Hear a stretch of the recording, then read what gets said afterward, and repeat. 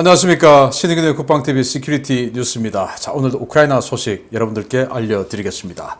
자, 하이마스, 미국이 우크라이나에게 제공한 6연발짜리 다연장 로켓이죠. 227mm 다연장 로켓인데 이거 내문이 우크라이나에 공개가 되었고 그게 여기저기 움직이면서 어마어마한 전과를 만들어내고 마치 게임 체인저처럼 이런 상황인데 여기에 대해서 추가로 또 더 그리고 하이마스보다 더 강한 MLRS, M270 MLRS까지도 들어가고 자 여기에 린지 그레이엄 상원 의원을 비롯한 이 초당파 의원들이 우크라이나에 가서 젤렌스키 대통령을 만나서 여기에 들어가는 지대지 미사일까지 주겠다 했어요.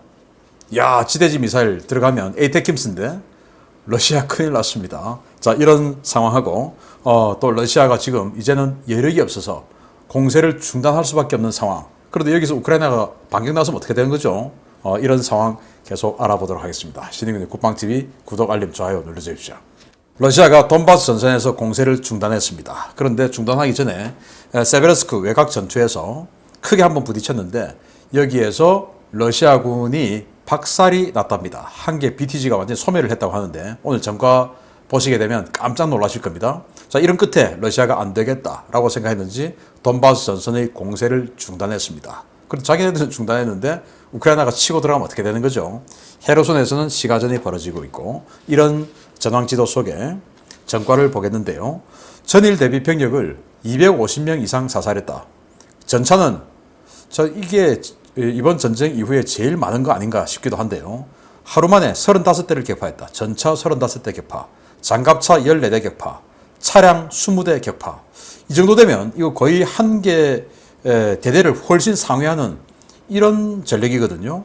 특히 전차 35대 같으면 전차 대대 하나 완전히 소멸된 이상의 수량이 되죠. 정말 놀라운 전과가 있는데 한 2개 대대 정도가 박살이 난 이런 상황입니다. 야포 13문 격파, 이것도 많죠. 무인 항공기 2대 격추, 이 정도 전과를 가지고 전선 상황을 보면 미 상원 의원단이 젤렌스키 대통령을 만나서 무기 지원 확대를 약속했는데 이 구체적인 내용은 제가 좀 이따가 자세히 알려드리겠습니다. 우크라이나가 지미니 섬, 한국말로는 뱀섬, 영어로는 스네이크 아일랜드 이렇게 이야기하는데 탈환했죠. 그 탈환한 것을 공개하고 섬의 요새화를 착수했는데 우크라이나가 좀 들어갈 때 조금 이 러시아의 반격을 우려해서 조금 쫄고 들어갔던 것 같아요. 그래서 화끈하게 들어간 게 아니고 인접까지 보트 타고 갔다가 그 밑에서 수중으로 침투해가지고 들어간 모습을 공개를 했습니다. 예, 포격을 우려했던 것이죠.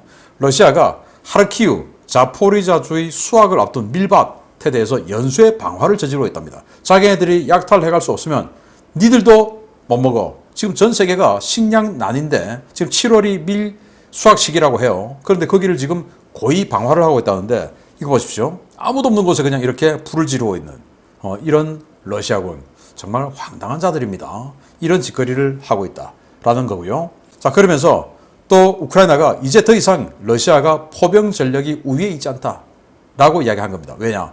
지금 하이마스가 들어오면서 우크라이나가 계속 탄약고를 때리고 있죠. 그러다 보니까 러시아가 이제 탄약이 없으니까 마음대로 쏠 수 없죠. 그래서 한때는 우크라이나가 하루에 쏘는 탄약은 5,000발, 러시아가 쏘는 탄약은 5만 발 이랬는데 지난주에는 2만 발 이하 이렇게 줄어들더니 이제는 포병 전력이 우위에 있지 않다라고 우크라이나가 선언할 정도로 이제는 러시아의 내구력이 엄청나게 약해졌다라는 것이고 러시아 워싱턴 소식통들이 우크라이나가 탄약고를 파괴 후에 이제 탄약고 다 파괴했다 이거죠. 그러고는 이제는 지휘소를 집중 공격하고 있다라고 러시아 군사 마니아들이 이렇게 소식들을 올리고 있습니다. 그리고 도네츠크의 샤흐타르스크에서 대규모 탄약고가 폭발을 했는데 이 일주일 사이에 러시아의 탄약고가 16군데가 파괴됐다고 해요. 16군데의 탄약고가 일주일 만에 파괴됐다.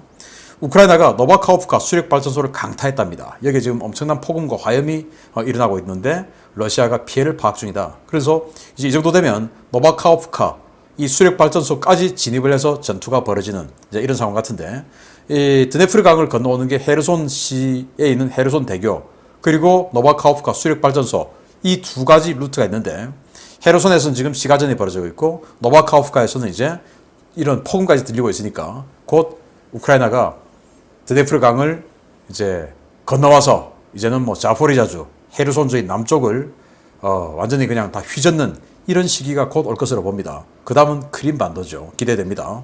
러시아에 부역했던 쿠피안스크 시장, 이지움 북쪽에 있는 쿠피안스크라는 도시인데 여기 시장이 러시아군이 들어오니까 여기에 뭐 온갖 서비스를 다 해줬던 시장인데 지금 이 사람이 며칠 전에 체포가 됐대요. 러시아군에.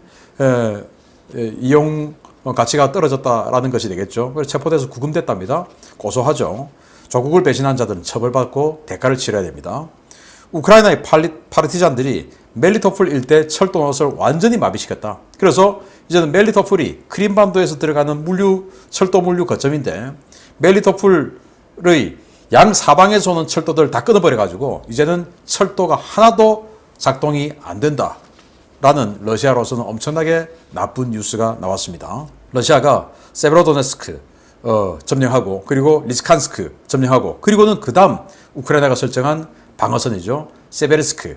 그 세베르스크 외곽 전투 세게 붙었는데 한 개 BTG가 소멸했다라고 나왔어요. 한 개 BTG 소멸해서 그래서 이렇게 뭐 전차 35대, 장갑차 14대, 격파 이런 전과가 나온 게 아닌가 생각이 되고 그 세베르스크 바로 남쪽에 있는 바흐무트 전선에서 배치된 병력들이 후방으로 철수했답니다. 이제는 뭐 더 이상 공세를 펼 여력이 없고 휴식에 들어갔다고 하는데 휴식은 자기네들 마음이지만 상대 우크라이나도 그 휴식을 인정해 줄지 야 쉬지 마 우리 계속 하자라고 하면 어떻게 되는지 기대가 되는데 계속 그 관련 소식 보겠습니다.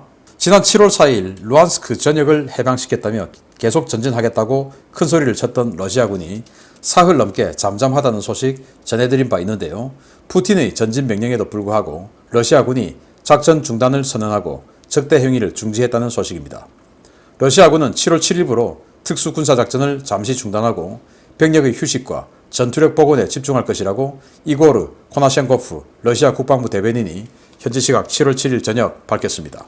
코나셴코프 대변인은 최근 루안스크를 완전히 해방시킨 러시아군은 재정비를 위해 잠시 작전을 멈출 것이다 라며 병력들의 휴식과 재정비, 장비 보충 등을 마치는 대로 작전을 재개할 것이다 라고 밝혔습니다. 러시아 국방부의 이 같은 발표는 지난 4일 세르게이 쇼이구 국방장관이 푸틴에게 루안스크 점령 완료를 보고하고 계속 진격하라는 푸틴의 지시가 떨어진 지 사흘 만에 나온 것입니다. 모두가 예상했던 것처럼 세베로도네츠크와 리스칸스크에서 러시아군은 막대한 피해를 입었고 이 상태로는 공세가 불가능하다고 판단해서 공세 중단을 결정했다는 평가가 나오고 있습니다. 이와 관련해 미국 전쟁연구소는 공세를 중단한 러시아가 언제까지 정비 시간을 가질지는 불투명하다고 전하면서 러시아군이 공세가 가능한 수준으로 재정비를 마치려면 최소 몇 주에서 몇 달은 걸릴 것이라는 분석을 내놓았습니다. 현재 러시아는 점령지는 물론 각 자치공화국과 러시아 본국에서도 대대적인 불법 징집과 동원으로 병력을 충원하는 한편 별다른 첨단 부품 없이도 작전 투입이 가능한 노후 장비들을 대거 복귀시키고 있는데요. 일선 전차부대는 T-62와 T-72 극초기형이 보급되기 시작했고 BMD 계열 공수장갑차를 운용하던 공수부대에는 PT-76 경전차가 배치되기 시작했습니다. 이는 러시아 내에서도 러시아군이 재정비를 마치더라도 전반적인 장비 수준이 1960년대 소련군 수준에 그칠 것이라는 비관적인 전망이 쏟아지는 암울한 상황을 만들어가고 있는데요. 이런 상황에서 아직 본격적인 전쟁은 시작하지도 않았다는 푸틴의 허세, 아무래도 파킨슨병 증세가 꽤 심한 모양입니다. 자, 러시아군은 이제 휴식한답니다. 도네츠크, 세베로도네츠크를 점령하기 위해서 너무 가혹하게 굴린 거죠. 그리고 장비도 없어요. 병력은 지쳤어요. 백수십 일을 계속 휘몰아치고 싸우고 옆에 있던 동료들은 2번, 3번, 4번 갈려나가고 그래서 교체되어 오고 이런 상황을 부대 재편성을 도대체 몇 번을 했습니까? 정말 뭐 정신적인 스트레스가 어마어마하겠죠. 그래서 휴식에 들어갔다고 하고 그런데 휴식 마치면 제대로 된 전력 정비 되냐? 안 되죠. 놀랍게도 지금 러시아군의 장비는 1960년대 소련군 수준이다 라는 겁니다. 전차는 T-62죠. 장갑차는 PT-76이죠. PT-76 그 1950년대 후반에 소련이 만든 겁니다. 지금 북한이 경전차라고 하면서 많이 쓰고 있는데 말도 안 되죠. 그거 전면 장갑이 얼마나 얇은가 하면 12.7mm 우리 K6 기관총 그거로 쏴도 전면 장갑이 뚫릴 정도로 그냥 뭐 말도 안 되는 그런 장갑차를 지금 끌고 나와서 전투에 투입한다고 하니까 이 무슨 앞으로 이기겠습니까? 자, 그런데 우크라이나군도 얼마나 지쳤는지는 알 수 없습니다. 그런데 지금 이 지역에 슬로반스크, 이 지역에 슬로반스크를 우크라이나가 최후의 거점으로 삼는다라고 했지 않습니까? 그 슬로반스크 일원에, 거기는 이제 세베르스크까지 포함되죠. 이 오신트 소식통들의 전언에 따르면 16개 여단을 배치를 했답니다. 16개 여단. 엄청나죠? 한 개 여단이 물론 뭐 완전히 편성된 완편 여단일 수는 없겠지만 한 개 여단이 만약에 완편됐다면 최소 2, 3천 명 아닙니까? 2, 3천 명이 16개다. 4만에서 5만 명 정도의 우크라이나군 전투부대가 여기에 배치됐다. 라는데 그들 중에서 좀 컨디션이 괜찮은 부대가 있다면 제가 우크라이나라면 러시아 니들 쉬어? 싫어. 나는 안 쉬어. 라고 지금 바로 그냥 때리고 들어갈 것 같은데 우크라이나는 어떻게 선택할지 모르겠습니다. 저라면 스톱 안 쉬어 나는 계속 들어가. 지금 뭐 휴식할 부대 빼고 지금 편성돼서 들어온 부대 들어가. 라고 저는 공격명령을 내릴 것 같은데 기대해 보겠습니다. 두 번째 소식입니다. 7월부터 러시아군의 탄약 문제가 심각해지고 있습니다. 일반 포병은 물론 다련장 로켓, 미사일 등 거의 모든 화력 투발 수단에서 노후탄과 불량탄 사용이 급증하고 있고 이 때문에 대부분의 탄들이 엉뚱한 곳에 떨어지는 황당한 상황이 벌어지고 있다는 소식입니다. 러시아는 적대 행위가 시작된 지 약 4개월 동안 대부분의 정밀 유도 탄약을 소진했으며 최근 사용되고 있는 거의 모든 유형의 탄약에서 심각한 불량이 발생하고 있다고 올렉시 그로모프 우크라이나군 총참모부 작전차장이 현지 시각 7월 7일 밝혔습니다. 그로모프 차장은 적의 공습은 거의 대부분 목표에 도달하지 못하고 있다 라며 그들의 로켓, 미사일, 폭탄 등은 70% 이상이 목표물에 도달하지 못했는데 대부분 야지나 바다에 떨어지거나 공중에서 터져버리는 상황이 계속되고 있다 라고 밝혔습니다. 그로모프 차장에 따르면 러시아는 2월 24일 개전 당일부터 7월 6일까지 6,443회의 항공 화력 투하를 감행했는데요. 여기에는 항공기에 의한 폭탄 투하는 물론 기총과 로켓탄을 이용한 근접 공습, 순항미사일 공격 등이 포함되어 있으며 총 626발의 미사일이 칼리브르 계열과 이스칸데르 계열 미사일이 사용되었습니다. 러시아의 이 같은 공중작전은 지난 5월부터 정밀 유도 탄약 재고가 급격히 떨어지며 크게 위축되기 시작했는데요. 이 때문에 대함 미사일을 지상 공격용으로 전용하거나 장기간 방치되어 있던 노후 탄약을 꺼내 사용하는 사례가 크게 증가하고 있다고 그로모프 차장은 밝혔습니다. 문제는 노후 탄약 사용이 확대되면서 오발이나 오폭 사고도 크게 증가하고 있다는 것인데요. 주요 대도시를 노린 공대지 미사일이나 함대지 미사일이 표적이 아닌 민간 건물을 타격하는 사례가 급증하고 있고 지난 7월 6일에는 생산된 지 얼마 되지 않은 최신형 이스칸데르 M 미사일 2발 연속 발사가 모두 실패하며 발사 원점으로 추락하는 사고도 발생했습니다. 러시아군의 이 같은 문제는 최근 전력 재정비를 위해 가져온 구형 전투 차량들이 구형 규격의 탄약을 사용하고 있어 앞으로는 더욱 심해질 것으로 보이는데요. 부디 러시아군 장병들 서로의 생명을 위해 빠른 판단, 올바른 판단을 해주시길 바랍니다. 제가 바나나킥 해서 자기네들 덮쳐버리는 지대공 미사일도 보여드렸고 또 쏘자마자 바로 그냥 불발탄해서 떨어져서 자기네들 마을 덮치는 지대공 미사일 그것도 최신형 이스칸데르 M 미사일도 보여드렸는데 그리고 5만 발 쏘아도 그중에 5천 발도 유효타가 안 나온다 라는 정말 어이없는 북한군 수준의 이 명중률을 보여주는 이게 바로 이제 탄약이 오래돼서 그렇습니다. 습기 이런 데 노출되다 보니까 화약이 떡지니까 제대로 된 추진력이 안 나오죠. 장약이 떡지니까 추진력이 안 나오고 신관이 떡져가지고 그 화약 다 들어있는데 아무 데서나 터지고 그리고 또 탄두에 들어있는 이 탄두가 또 떡져가지고 맞아도 제대로 된 위력이 안 나오고 자, 이게 지금 러시아군의 현실인데 이게 비단 포탄뿐 아니라 정밀 유도 미사일 그들이 자랑하던 미사일까지 이런 짓이다 라고 하니 러시아가 앞으로 전쟁의 신은 포병이다 라고 주장해 왔는데 그 포병이 지금 이 모양인데 되겠습니까? 그나마 탄약도 지금 우크라이나가 다 깨 나가고 있으니까 이제는 더 이상 이길 길이 없다 라고 생각되는데 설상가상으로 우크라이나 젤렌스키 대통령을 만난 미국 상원 의원들이 민주당 공화당 같이 갔어요. 엄청난 걸 주겠답니다. 보겠습니다. 하이마스 파괴 가짜 뉴스까지 뿌려가며 전장의 하이마스 쇼크를 어떻게든 진정시켜 보려던 러시아에게 청천벽력 같은 소식을 전해야 할 것 같습니다. 우크라이나에게 각각 오문과 내문의 하이마스와 MLRS가 도착해 작전 중이거나 곧 투입된다는 소식입니다. 우크라이나는 현재 9문의 M142 하이마스와 4문의 M270 MLRS를 보유하고 있으며 이들은 현재 우크라이나에 반입되어 전선에 투입되었거나 투입을 준비 중이라고 올렉시 다닐로프 우크라이나 국가안보 국방위원회 서기가 현지 시각 7월 7일 밝혔습니다. 그는 미국 월스트리트 저널과의 인터뷰에서 하이마스들은 이번 주에만 16개소의 러시아 탄약고를 날려버렸다 라며 앞으로 더 배치될 하이마스와 MLRS들은 하르키우와 도네츠크는 물론 헤르손에서도 볼 수 있게 될 것이다 라고 밝혔습니다. 우크라이나가 6월 말까지 수령한 M142 하이마스는 미국이 제공한 9문으로 이미 야전부대 배치가 끝난 상태이고 영국이 6문, 노르웨이가 3문을 각각 기증한 M270 MLRS는 4문이 우크라이나에 반입되어 배치를 준비 중이며 2문은 영국에서 인수 교육이 진행되고 있습니다. 워싱턴 소식통들은 화력 투사 능력이 우수한 M270은 헤르손 전선의 러시아군 방어선을 초토화시키는 데 동원될 가능성이 높고 기동성이 우수한 하이마스는 돈바스 전역에서 현재와 같은 탄약고 및 지휘소 초토화 작전을 확대해 나갈 것이라고 보고 있는데요. 우크라이나는 일반탄이 아닌 사거리 연장탄을 집중적으로 사용하고 있어서 러시아군의 탄약고 및 지휘소 피해는 걷잡을 수 없이 확대될 것으로 전망됩니다. 그러나 러시아의 암울한 미래는 여기서 끝이 아닙니다. 현지 시각 7월 7일 키우에서 볼로디미르 젤렌스키 우크라이나 대통령을 만난 린지 그레이엄 공화당 상원의원과 리처드 블루먼솔 민주당 상원의원은 추가적인 하이마스 지원은 물론 하이마스에서 운용할 수 있는 장거리 지대지 미사일 지원을 약속했습니다.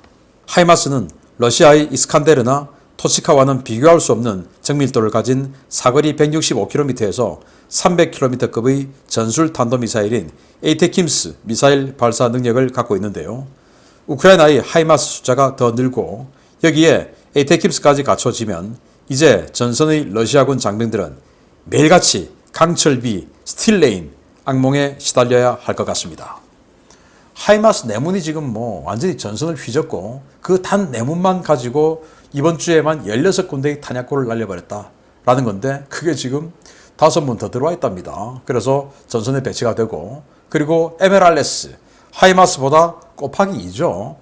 MLRS 우리 한국군도 지금 50여 문 가지고 있죠.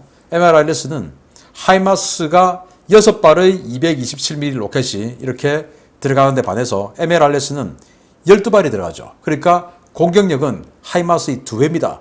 그런데 하이마스는 수송기에 실을 수가 있고 이렇게 트럭에다가 탑재를 했기 때문에 속도가 빨라요. MLRS는 궤도형 장갑차에다가 올려놨기 때문에 속도가 좀 느리죠. 그래서 지금 이 서기는 뭐라고 이야기하냐. 헤르손 같이 우크라이나가 공세를 취하는 이 지역에는 자기네들이 화력이나 모든 면에서 우위에 있으니까 화력이 더 강하지만 기동력은 좀 약하지만 화력이 더 강한 MLRS를 헤르손 같은 공세 지역에다 배치를 하고 방어를 지금 위주로 하는 이런 데는 도네츠크, 루안스크, 이 돈바스 지역이죠. 이 지역에는 이제 기동력이 우수해서 적의 대포병 사격, 대화력전 이런 데서 좀 더 안전한 하이마스를 배치를 할 것이다 라고 이야기하는데 정말 여기서 설상가상으로 지금 현재 기본탄이 32km 사거리예요. 또 사거리 연장탄이 45km 우리 한국군 다 가지고 있어요. 우리 한국군이 없는 GMLRS 그게 이제 유도 로켓인데 이건 90km까지 날아가요. 그래서 지금 우크라이나군이 쓰고 있는 게 기본탄 32km짜리가 아니고 대부분 45km 이상의 장거리 포를 지금 쓰고 있다고 하니까 굉장히 비싼 걸 지금 준 겁니다. 탄을. 그런데 여기서 설상가상으로 이렇게 린지 그레이엄 의원 그리고 민주당 상원의원 해서 지금 젤렌스키 대통령하고 뭔가를 주고받고 있는데 에이테킴스 탄을 주겠답니다. 단 러시아 본토는 공격하지 않는 조건으로 에이테킴스 A형이 사거리 165km, B형이 300km죠. 야, 그러면은 이 러시아군이 대포병 사격으로 절대로 제압할 수 없는 완전히 후방에서 때릴 수가 있고 그것도 러시아군의 후방까지 때려 나갈 수가 있으니까 이제는 어느 지휘부, 어느 탄약고, 어느 군수기지 어디에 있다 하더라도 우크라이나 군의 에이테킴스 배치가 지금 확언되었기 때문에 앞으로는 러시아군 더 큰일 났다라는 이런 소식을 전해드리면서 자, 러시아는 쉬겠다 했는데 과연 우크라이나도 같이 쉬어줄까? 이것도 관전 포인트가 되겠죠. 계속 조사해서 알려드리겠습니다. 마치겠습니다. 감사합니다.